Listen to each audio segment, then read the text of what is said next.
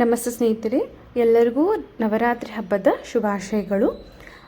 ನವರಾತ್ರಿ ಅಂದರೆ 9 ದಿನಗಳ ಹಬ್ಬ. ಮೊದಲ 3 ದಿನ ದುರ್ಗಾದೇವಿಯನ್ನು ಶಕ್ತಿ ಮತ್ತು ರಕ್ಷಣೆಗಾಗಿ ಪೂಜೆ ಮಾಡ್ತೀವಿ. ಮಧ್ಯದ 3 ದಿನಗಳನ್ನು ಲಕ್ಷ್ಮೀ ದೇವಿಗೆ ಐಶ್ವರ್ಯ ಮತ್ತು ಸಮೃದ್ಧಿಗಾಗಿ ಪೂಜೆ ಮಾಡ್ತೀವಿ. ಕೊನೆಯ 3 ದಿನಗಳು ಸರಸ್ವತಿ ದೇವಿ, ಅಂದರೆ ಜ್ಞಾನ ಮತ್ತು ವಿದ್ಯೆಗಾಗಿ ಅವಳನ್ನು ಪೂಜೆ ಮಾಡ್ತೀವಿ. ಅದೇ ದಶಮ ಅಂದರೆ ಕೊನೆಯ ದಿನ ವಿಜಯದಶಮಿ ಅಂತ ಪೂಜಿಸ್ತೀವಿ. ಇದು ಸತ್ಯದ ಜಯವನ್ನು ಸೂಚಿಸುತ್ತದೆ. ಆದ್ದರಿಂದ ಇದನ್ನು ವಿಜಯದಶಮಿ ಅಂತ ಕರಿತೀವಿ. ಈ ಸಂಪ್ರದಾಯಗಳು ಅವತ್ತು 9 ದಿನಗಳು ಉಪವಾಸ ಇದ್ದು ವ್ರತ ಮಾಡಿ ಪೂಜೆ ಭಜನೆಗಳನ್ನು ಮಾಡಿ ಮತ್ತು ಲಾಸ್ಟ್ ದಿನ ಗೊಂಬೆಗಳನ್ನು ಕೂರಿಸ್ತೀವಿ.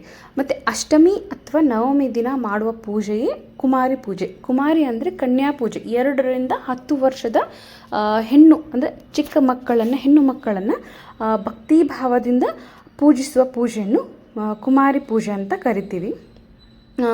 ಅಂದರೆ 2 ರಿಂದ 10 ವರ್ಷದ ಕನ್ಯೆ ಆಗಿರಬೇಕು. 2 ವರ್ಷದ ಹುಡುಗಿಗೆ ಕುಮಾರಿ, 3ನೇ ವರ್ಷದ ಮಗಳಿಗೆ ತ್ರಿಮೂರ್ತಿ, 4ನೇ ವರ್ಷದ ಮಗಳಿಗೆ ಕಲ್ಯಾಣಿ, 5ನೇ ವರ್ಷದ ಮಗಳಿಗೆ ರೋಹಿಣಿ, 6ನೇ ವರ್ಷದ ಮಗಳಿಗೆ ಹೆಣ್ಣು ಮಗುವಿಗೆ ಕಾಳಿ, 7ನೇ ವರ್ಷದ ಹೆಣ್ಣು ಮಗುವಿಗೆ ಚಂಡಿಕಾ, 8ನೇ ವರ್ಷದ ಹೆಣ್ಣು ಮಗುವಿಗೆ ಶಾಂಭವಿ, 9ನೇ ವರ್ಷದ ಹೆಣ್ಣು ಮಗುವಿಗೆ ದುರ್ಗಾ, 10ನೇ ವರ್ಷದ ಮಗುವಿಗೆ ಸುಭದ್ರಾ ಅಂತ ಕರಿತೀವಿ. ಅಂದರೆ 2 ರಿಂದ 10 ವರ್ಷದ ಹೆಣ್ಣು ಮಕ್ಕಳನ್ನು ಪೂಜೆ ಮಾಡಬೇಕು. ಹೇಗೆ ಪೂಜೆ ಮಾಡಬೇಕು? ಕನ್ಯೆನ ಮನೆ ಕರೆಸಿ ಅಥವಾ ನಮ್ಮ ಮನೆಯಲ್ಲೇ ಹೆಣ್ಣು ಮಗು ಇದ್ದರೆ ಅವಳನ್ನು ಪಾದ ಪೂಜೆ ಅಂದರೆ ಪಾದ ಪ್ರಕ್ಷಾಳನೆ ಅಂತ ಕರಿತೀವಿ. ಅವಳ ಪಾದವನ್ನು ಪೂಜೆ ಮಾಡಿ ಅಲಂಕಾರ ಅಂದರೆ ಅರಿಶಿನ, ಕುಂಕುಮ, ಅಕ್ಷತೆ, ಹೂವು ಮಾಲೆಯಿಂದ ಅವಳನ್ನು ದೇವಿಗೆ ಯಾವ ರೀತಿ ಪೂಜೆ ಮಾಡ್ತೀವೋ ಆ ಹೆಣ್ಣು ಮಗುವನ್ನು ಕೂಡ ಅದೇ ರೀತಿ ಪೂಜೆ ಮಾಡಿ ಅವಳನ್ನು ಒಂದು ಪೀಠದಲ್ಲಿ ಅಥವಾ ಮನೆ ಮೇಲೆ ಕೂರಿಸಿ ಆರತಿ ಮಾಡಬೇಕು.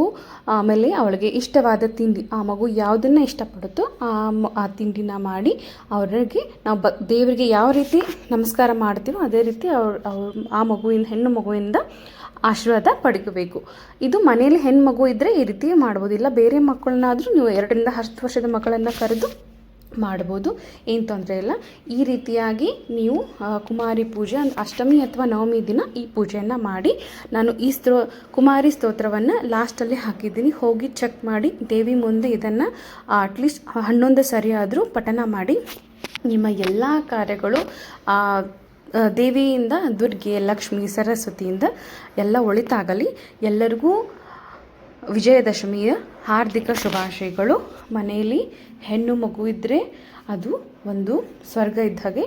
ಎಲ್ಲರೂ ಹೆಣ್ಣಿಗೆ ಗೌರವ ಕೊಡಿ, ಹೆಣ್ಣು ಮಗಳನ್ನು ಪ್ರೀತಿಸಿ. ಎಲ್ಲರಿಗೂ ಒಳ್ಳೆಯದಾಗಲಿ. ಈ ಮಂತ್ರವನ್ನು ಪಠನೆ ಮಾಡಿ ಹೇಳಿ. ಧನ್ಯವಾದಗಳು.